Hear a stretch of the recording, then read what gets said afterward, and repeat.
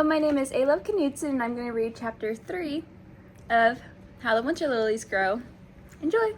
Chapter 3, Aradella's Tale. Aradella woke up in a flurry of confusion and pitch-black darkness. She frantically swam, the water feeling progressively warmer around her. Salty water flooded her lungs as she inhaled. Her chest felt heavy. Alarm bells sounded in Aradella's head as she remembered where she was. She paused and took a slow breath. The water moved through her. She could breathe. She wasn't dead. The current tugged on her in all directions. Growing pains shot through her legs as they intertwined. She kicked out with her tail and was hurtled. The strength in her legs were more potent than they had been. Her squinted eyes had only been able to see darkness, but her vision improved by the second. Her hair, however, had a mind of its own as it flowed in front of her face. Aradella searched for a scrap or piece of the ocean that she could use to tie it up. Her options were either living like fish or hard like coral. Aradella glanced below at her tail. Seaweed floated on the ocean floor. Pressure built in her head as Aradella swam and snatched a strand of seaweed. She quickly wrapped it around her hair as she attempted to gather all the loose ends. The seaweed held her hair back as a ribbon normally would, and the pressure relieved itself as she adjusted to this underwater world. Now that her hair wasn't in the way, she could see. She needed to follow the marigold star to the other island. The song Greta played in the marketplace came clearly to her mind, but instead her heart told the missing verse from the version she heard as a child from the voice of her grandmother. A winter lily heals, the Creator's work at hand. This flower ideal, sparkles of marigold, lead to this land. The garden proclaims his rule, a song to the Creator above. Celebrate this time of Yule as he brings care and love. The stars dazzled above Aradella as she popped her head out of the water. She floated on her back in awe. They had been dull in her memories, and she had been too focused last night to notice them. The stars were more beautiful than the fire embers that chased the sky from her home. The waves were gentle against her skin as she waded in the moonlight. Serenity surrounded her as she basked in the sparkling water. Pure joy in the earth crept into her lonely heart and left the fullness in its place. A large jagged rock exposed itself between the waves, and Aradella noticed a smooth part she could sit on. She wanted to be in the stillness of it all for a second. The waves gently rolled in the same direction as they rose and fell. She tenderly played with the locket around her neck as she remembered the story. The moon shimmered down as it blew a kiss to the sea. The sea blushed as the mark shone bright on its cheek.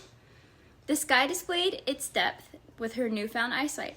The sky was painted in strokes of blue hues that were interwoven with starkly different shades of purple throughout. Dark gray clouds left their mark on the sky with a flash. It would have startled her if she had not been so enamored with its light as it dashed in all directions.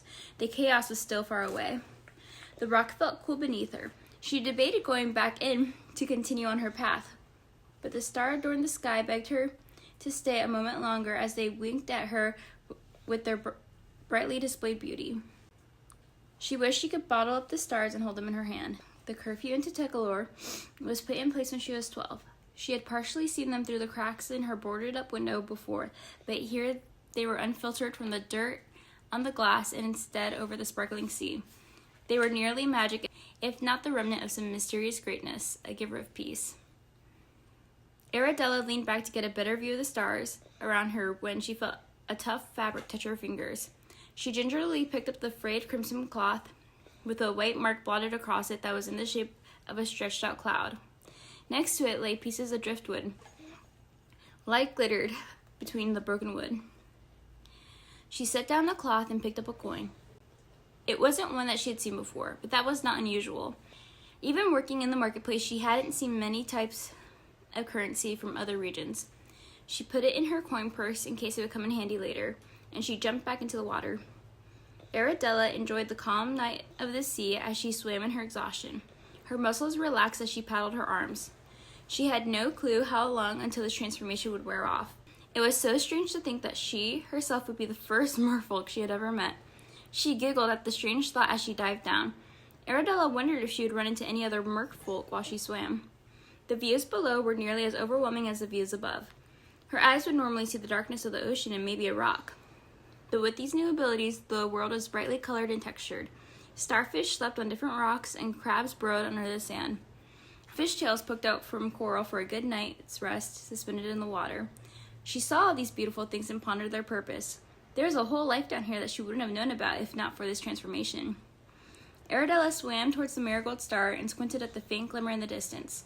A swarm of fish swam together in a pack alongside turtles.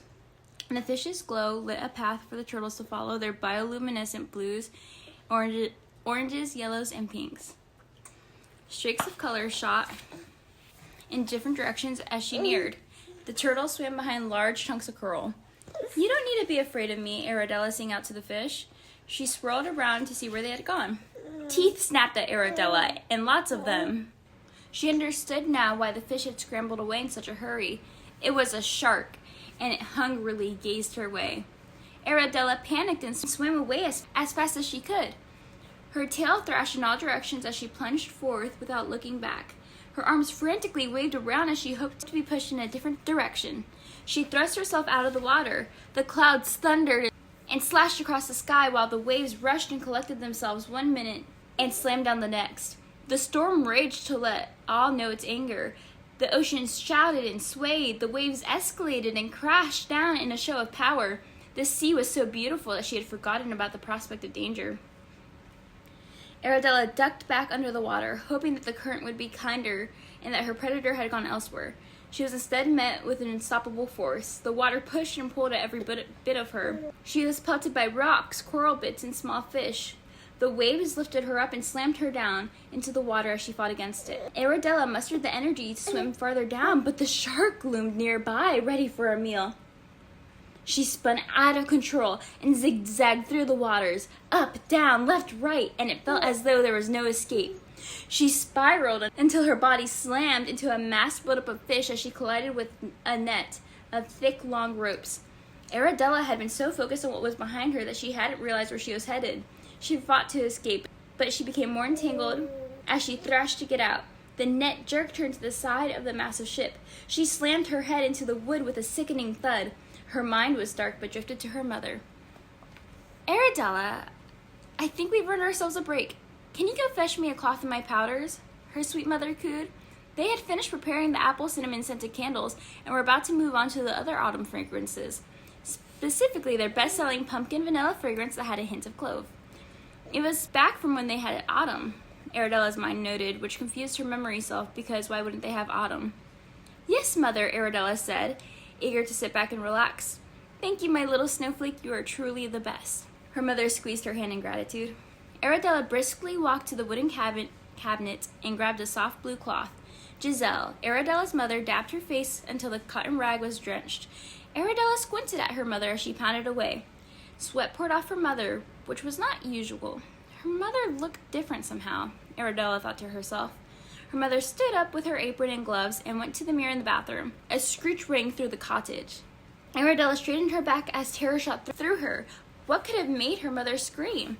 She decided to stand up, even though she was afraid. "Are you all right, Mother?" Aradella timidly inched towards the doorway. "Yes, darling, I'm fine. I accidentally dropped my makeup on my dress," Aradella's mom said with a strained voice. "Can you go fetch your grandfather for me, darling?" "But that's across town," Aradella whined. Although she had energy to continue to make candles, it would take her all day to get her to her grandfather and return without riding a horse. "Aradella, please," her mother pleaded. This worried Aradella even more than the screech. Although her mother held a fierce love and a caring nature, she was not one to say please. She would have normally scolded Aradella for her complaints, or at least mentioned them. Aradella snatched a ribbon to fasten her hair and went to fetch her grandfather. That was the last somewhat normal memory Aradella had of her mother. Her mind flashed through the images that formed her brokenness. The Aurora veins her mother saw in the mirror that day. Her mother as she fainted from exhaustion. Grunts of pain if her mother moved too much. The heartbreak behind each puke, fall, or loss of breath. The days her mother felt better, followed by the days she did not. And the shaking but welcome arms of her grandparents took them in.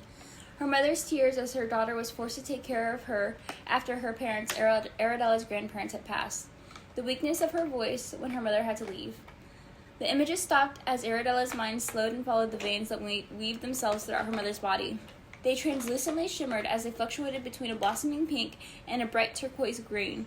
It was beautiful, almost ethereal, but the beauty is deceptive, as this condition is quite painful. As Aradella slowly awoke, a fragile aura of sadness surrounded her from her memories. She was stuck in a net, and her mother's life faded with each day. If hope deferred makes the heart sick, Aradella's heart was ill beyond repair. For this past year, her mother was grayer with each day, weaker by the moment, yet those veins still shimmered bright, nearly overtaking how she remembered her mother as a child. The emotions from her darkest moments had conquered her, as her heart felt heavy with sorrow until the light had come as the sun shone in her eyes. She became brutally aware that she hung off the side of a boat. A pang shot through her head as she rubbed the sore spot. Her mind was groggy, and she was covered in slimy scales that were painful to move through. She carefully maneuvered her arms from under the loads of fish and pushed herself up. Small cuts traced her arm. She wriggled herself to lay on her side over the fish and saw that she still had her tail. Regret filled her after she realized that the fish, although uncomfortable, had provided her with moisture. Sore, her throat ached for water. Her scales started to itch as they dried in the cold sun, and her hands started to numb in the wintry air. She felt around her waist and realized the spark saber was not there. Anxiety pulsed through Aradella's heart as she fished her hand around in the pile of fish trying to find it. She wriggled her hand around trying to feel for non-scaly surfaces. Her hand brushed a cool and hard surface. Aradella tried to grab it, but it fell out of her reach. She lowered herself down into the pile of fish and successfully grabbed it. She yanked it up to reveal a clamshell. Out of frustration, Aradella threw the clamshell out of the net. For a second, she thought she progressed forward as she felt the net jolt, but realized it was being pulled up rather than falling down. Strangely, Aradella swore she could hear singing in the background. The net jerked higher and higher until it flopped over the edge. The fish scattered throughout the deck and covered Aradella. Relief enveloped her to be covered in moisture again, but it was replaced by discomfort as the fish enclosed around her and pinned her to the deck. It left her breathless as the air was forced out of her lungs. She clawed her way out with every muscle in her body and was confronted by a swarm of pirates. Aradella realized she was in plain sight and all eyes were on her. She froze as she tried to lay down again. Aradella wanted to appear dead. They all drew out their swords and waved them fiercely at her. She had been caught. The people on board looked strong, yet disheveled.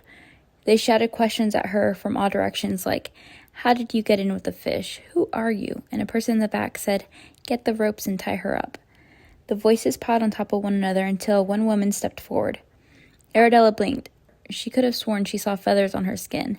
The woman was tall, blonde, and had a large jade green hat with a white feather that sparkled as it stuck out as if to emphasize the point.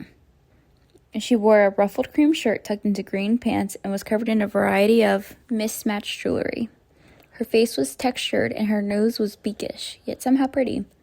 A wicked smile spread across her face as she jumped on top of a barrel and spoke from the depths of her lungs.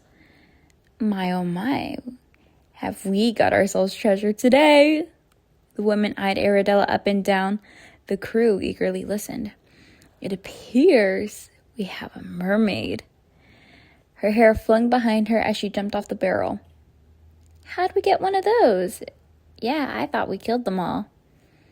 Aradella's eyes widened. She had not heard news of the mermaids dying. The voices chirped from the back as the whispers came back. "Silence.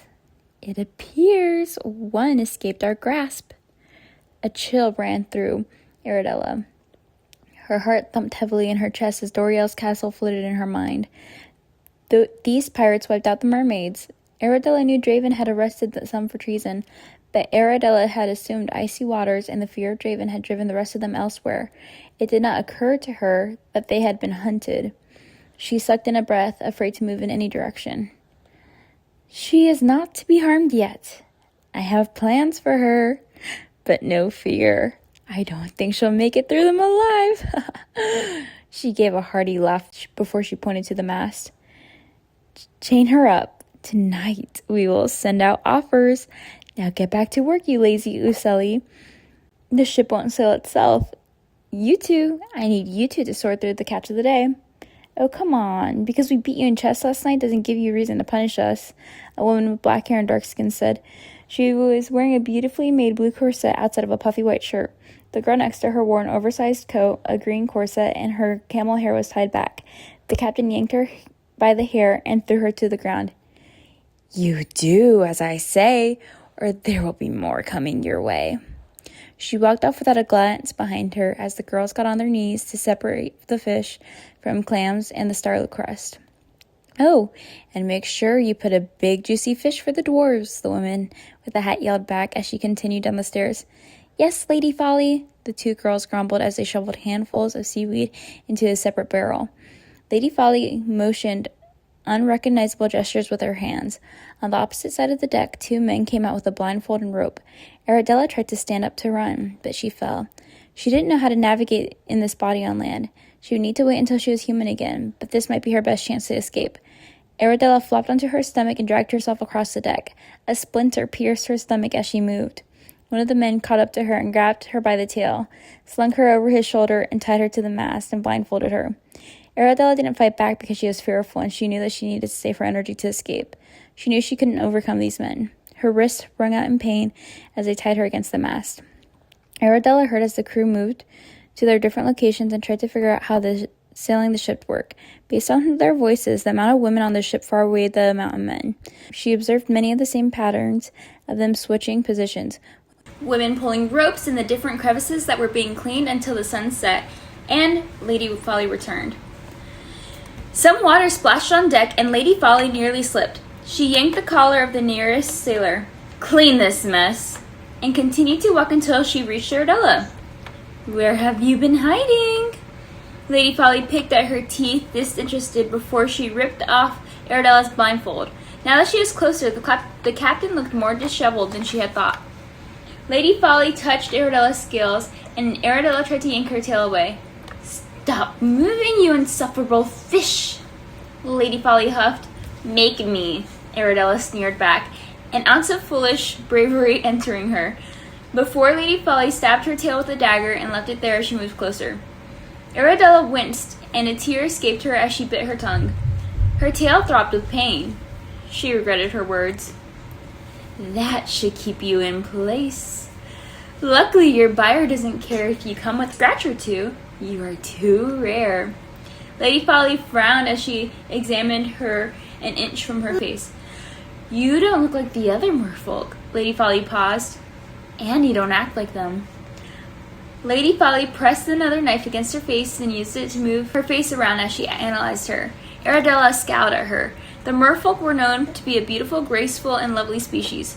Sure, they had their quirks, like killing a few sailors here and there, but overall they were travelers who loved different cultures and people. The last merfolk I disposed of sung a beautiful song of sorrow to gain pity. Others tried to bargain their treasures, but let's just say, none of them made it out alive. "That's awful," Aradella muttered before she bit back her words. Her tail still throbbed. "No need to worry. I still got their treasure." Lady Folly smirked. "You, on the other hand, are human, very human, vicious and cruel like me. A trait sirens and humans share. I see it in you." She turned to walk away. "If that's the case, why haven't you killed me yet?" "And lose out on your value? Don't tempt me to. Typical merfolk or not, I can make a lot more money off of you alive." Heat puffed in Aradella's chest. She wouldn't be that easy. If being a merfolk was her only quality keeping her alive, she wasn't about to say that she actually was human. One of the men from earlier put the blindfold back on her, and the sun proceeded to go down. Lady Folly went out of sight. Aradella heard as footsteps cleared the deck. The sound of fish scuffled across the deck reminded her that the two girls were still there. After a beat of silence, Aradella knew she needed to make a new friend to escape. "I really like your corset," Aradella said enthusiastically. Aradella was met with silence, and then she heard a voice say, "I got it from my sister. She has good style." The woman replied as the sound of scraping fish from the floorboards continued. "It really compliments your eyes," Aradella said, trying to make a friend to get herself out of the situation. "How would you know? You can't see," the girl replied with a sharp tone. Aradella stiffened her back. "I saw it earlier, before I was blindfolded," Aradella replied kindly, but it was a bluff. Most of the women had worn corsets, so she was taking a blind guess. "You are lucky Count Morto placed such a generous offer on you, or I would kill you right now for your inability to hush up." "Oh no, I'm so scared of a girl whose only purpose seems to be cleaning fish." If she couldn't befriend her, maybe she could get her mad enough to bring her fish knife closer. "I'm more important than this, you know." "Sure you are. Is that why Lady Folly grabbed your hair and threw you to the deck?" "Hush up, you two. Gwendolyn, don't let your arrogance get us in trouble. What would you know, Maisie, about getting us in trouble? You're here beside me, too. Maisie stayed quiet. At least Maisie didn't get thrown on the deck this morning by Lady Folly. Yeah, but I did yesterday. It shows how much you know. I'm smart enough to know that no one should be getting thrown on the deck. The two girls stayed silent after that. Before Aradella could think of the words to get them riled up again, the heavy sound of boots clanked around the deck as Lady Folly shouted to not talk to the prisoner before the sound moved farther away. The silence killed Aradella. Aradella was fine with boredom as it was controlled by the mind, but she didn't know what to think about. She knew she needed to escape and get the spark saber, but she really had no plan. Too much thinking reminded her that she was almost eaten by a shark, and now she's captured by pirates and couldn't escape, which might ultimately seal the deadly fate of her mother. She didn't know which was worse, dying in an attempt to help her mother, or being stuck and unable to help. Aradella's stomach churned as it felt hours pass. The hunger enveloped her until it was all she could think. The nausea crept in as the boat bounced along the waves and the sour smell of fish covered the deck. Aradella took shallow breaths because the wrong move was sure to make her throw up. The heat was insufferable as her skin felt flaky and her throat ached for water. Aradella was shocked as footsteps came by her and unblindfolded her. Lady Folly threw a flask of water at her and kicked over a plate with a piece of cooked fish. Aradella was so hungry that she felt nauseous at the thought of eating. Aradella's face must have looked odd as Lady Folly said, "We ran out of poison last week. Eat!" Aradella shook her head and avoided eye contact. "Eat now or die!" Lady Folly held out a sword. "Thanks, but I think I'll take my chances," Aradella said as she remembered she had been sold. "Don't you dare ignore my orders!" Lady Folly flicked her wrist and left a small cut on her fin. Aradella winced as her tail already throbbed from earlier. She stayed silent. "Suit yourself." Lady Folly started eating the food. Aradella regretted her decision. The woman blindfolded her. After Aradella heard her footsteps leave, she tried to move up and down to remove the rope around her wrist. She did not succeed in escaping, but she did successfully give herself rope burn. Aradella tried to untie the knots behind her with her delicate fingers. She loosened it a little and moved her arms and rope lower down the mast to try to see if she could feel for any sharp nail or loose glass on the ground. But footsteps approached her again, so she remained still. "Eat it!" The captain took off her blindfold and slapped her. "I hate rejection." Aradella wanted to eat until she was slapped like that. She fought the urge to fight as her body quaked with weakness. The food taunted her as it sat in her lap. Aradella opened her mouth to accept the food, but to her surprise, the woman untied her. Aradella scarfed down the fish and drank the water. Her grandfather used to tell her to drink the water slowly when dehydrated, but Aradella did not care. Before she came up with any wise plan to escape, she was tied back again to the mast. They did not blindfold her this time. The crew readied themselves as they pulled into port. Aradella noticed that the captain now wore a dark cloak over her previous outfit. The women on board sang into the darkness of the town. The tune was melodic and heart-wrenching as they sang the words, "Come in with me." The other words, which held flattering praises and promises of pleasure to the sailors. Men from the different boats docked at their port came in mass. The boat rocked with the additional weight.